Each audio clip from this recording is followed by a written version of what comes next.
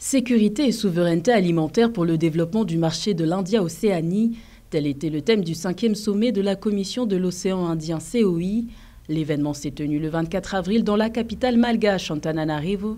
L'occasion pour le pays hôte, 3e plus grand producteur de riz en Afrique, de rappeler ses ambitions en la matière. Nous devons produire et transformer localement dans notre sous-région tout ce dont nos populations ont besoin. La sécurité alimentaire est donc la clé du développement et de notre prospérité.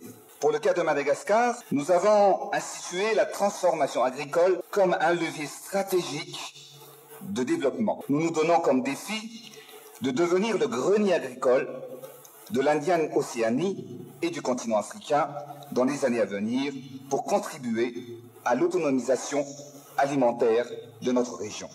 Cette rencontre, coprésidée par le chef de l'État des Comores, également président en exercice de la COI, Azali Assoumani, a réuni les dirigeants des autres États membres de l'organisation, à savoir la Réunion, l'île Maurice et les Seychelles.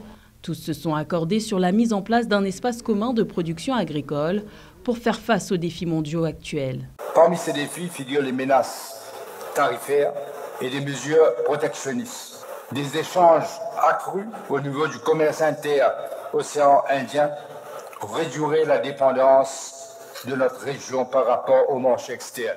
Je me rappelle du temps où on importait du riz de Madagascar, qui était le grenier à l'époque. Sur ce point, j'encourage la COI à soutenir activement l'émergence d'un espace régional d'échanges économiques et commerciaux renforcé en capitalisant sur les études et les initiatives passées. Le 5e sommet de la COI s'est inscrit dans le cadre de la célébration du 40e anniversaire de l'organisation.